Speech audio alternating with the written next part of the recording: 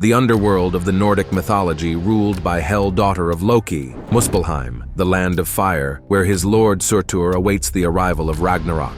Niflheim, one of the primordial worlds fundamental in the origin of the world, and Svartalfheim, the land of the dark elves and dwarves, master craftsmen responsible for the creation of weapons and most powerful objects of the Nordic mythology. This is the fourth and last video of the series about the 9 Nordic worlds. If you have not seen the previous ones, I recommend you to take a look at them. I will try to join the 4 parts in one if it is more comfortable for you. This has taken a long time, so a like, comment, or send this video to your friends is a great help for me. Thanks, and let's start. Svartalfheim. Svartalfheim, sometimes also called Nidavellir, is the realm of the Svartalfar, dark elves, and, in some interpretations, of the Dvergar, dwarves. These names and categories in different texts and translations can sometimes be intermingled, leading to some confusion as to whether they are distinct beings or simply different names for the same entities. Although the sources do not describe in detail the social structure of Svartalfheim, it is likely that they had a hierarchy or structure based on lineages, craft skills, and knowledge. The most talented or wise dwarves tended to occupy positions of leadership or respect. In legends, there are rivalries and competitions between different clans or groups of dwarves, especially when it comes to demonstrating their skill in forging. Svartalfheim is a vast subway realm, full of caverns, tunnels, and cities forged in darkness. Illumination came from luminescent ores, fiery forges, and magical gems. Its depths held countless mineral riches. Dwarves mined and used these resources, not only for their material value, but also for their magical and artistic properties. Dwarves are master craftsmen. Not only do they work with precious metals and stones, but they infuse magic and enchantment into their creations. The quality of their work is so renowned that even the gods often seek their skill. Despite residing in their own realm, dwarves have numerous interactions with the gods, whether forging objects for them or in wagers and deals. One of the best-known stories is Loki's wager with the dwarves Brokkr and Sindri, as we saw in the world of Asgard. Another famous story is that of the Ring of Andvari. The Ring of Andvari. The Ring of Andvari is an integral part of Norse mythology, especially in connection with the saga of the Volsungs. I will try to bring the most famous sagas of the Nordic world, so I ask for your support. Comment if you want to see in the channel the Nordic sagas. Andvari was a dwarf who lived under a waterfall and had the ability to transform into a fish. He possessed a great treasure, and among that treasure was the Andvaranaut ring, which had the ability to produce more gold. One day, the god Loki, in one of his typical impulsive acts, kills Otter's son, who was in the form of an otter. Otter's brothers Fafnir and Regan capture Loki and demand compensation for their brother's death. The compensation they demand is that the otter's skin be filled with gold. To satisfy this demand, Loki captures Andvari in his fish form and demands all of his treasure. Reluctantly, Andvari surrenders his treasure, but tries to retain his precious ring, Andvaranaut. Loki, realizing this, demands the ring as well. Relinquishing the ring, Andvari curses it, declaring that it will bring misfortune and destruction to anyone who possesses it. Precious. Fafnir, blinded by greed and the desire to possess the treasure, betrays and kills his father Hreidmar, and then takes all the gold for himself. The curse of the ring begins to manifest, and Fafnir, increasingly paranoid and possessive, transforms into a dragon to protect his treasure. Regan, wanting the treasure for himself, tricks his ward Sigurd into killing Fafnir. After an epic battle, Sigurd kills the dragon and takes part of the treasure, including the cursed ring. Following the advice of some birds he had heard after consuming the dragon's blood, Sigurd kills Regan to prevent his betrayal. The curse of the ring continues to influence events, leading to betrayal, deceit, murder, and tragedy in the lives of those who come into contact with it. The Tyrfing sword. Tyrfing sword is another of the creations of these skilled and magical craftsmen. This is a magical and cursed sword that appears in several Norse sources, the saga of Hervarar being one of the most detailed texts. It all begins when a king named Svartalfheim, grandson of the god Odin, captures 2 dwarves. He holds them prisoner and orders them to forge a sword that never fails to strike, never rusts, and cuts through iron and stone like cloth. The dwarves comply with his demand and create the sword Tyrfing, but in revenge for their captivity, they also place a curse on it. The sword must kill a man each time it is drawn, and will cause 3 great misfortunes. Moreover, the sword is destined to be Svartalfheim's undoing. As predicted, Tyrfing brings misfortune to Svartalfheim, who dies in a duel against a berserker named Arngrim. Arngrim takes the sword and later marries Eyfura, Svartalfheim's granddaughter. The sword then passes into the hands of Arngrim's descendants, leading to more misfortune and tragedy along the way, such as the confrontation between Heidrek and his brother Angantyr. Both brothers end up dead in the contest, and the sword is buried next to Angantyr. Later, Heidrek's daughter Hervor decides to claim the sword from her inheritance. Hervor visits Angantyr's grave and challenges the spirits of the dead to obtain Tyrfing. Eventually, she acquires the sword, which remains a central figure in the later events of the saga. Tyrfing's curse and its ability to bring tragedy to those who possess it makes it one of the most famous and feared swords in Norse mythology, created by the mighty dwarves of Svartalfheim, unique in the crafting of these legendary magical objects. Muspelheim. Muspelheim is one of the 2 original realms in Norse cosmology, with Niflheim being the other. Together, they represent the fundamental and opposing forces of the universe, fire and ice. While Niflheim is a place of cold and darkness, Muspelheim is a land of burning heat and eternal flames. It is in the Ginnungagap, the cosmic void between Muspelheim in the south and Niflheim in the north, that the sparks and heat of Muspelheim meet the cold ice of Niflheim. This encounter causes the ice to begin to melt, and from this process Ymir, the first giant, and the primordial cow, Audumbla, are born. The Muspelsmegir are igneous beings. Their essence is linked to the heat, flames, and brilliance of their home. Their creation is not detailed in the traditional sources, but it is understood that they originate from Muspelheim. They possess a special resistance and affinity to fire and heat, and are impressive-looking beings, reflecting the flames and energy of their realm. Surtur is described as a Jotun, giant, associated with fire. His very name, Surtur, means the Black One, or the Dark One in Old Norse, possibly referring to the smoky or fiery nature.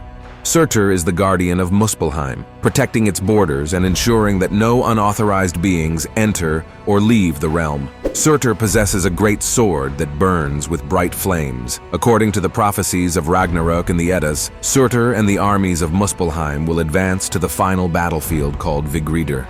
Surtur will face gods in combat. It is predicted that he will fight and ultimately kill Freyr, one of the most important Vanir gods, which is especially tragic since Freyr will have surrendered his own magical sword earlier and will be unarmed in front of Surtur during combat. With his flaming sword, Surtur will destroy the world with fire, engulfing the 9 worlds in flames. This act of destruction is also an act of purification, for, after Ragnarok, a new world will rise from the ashes of the old one.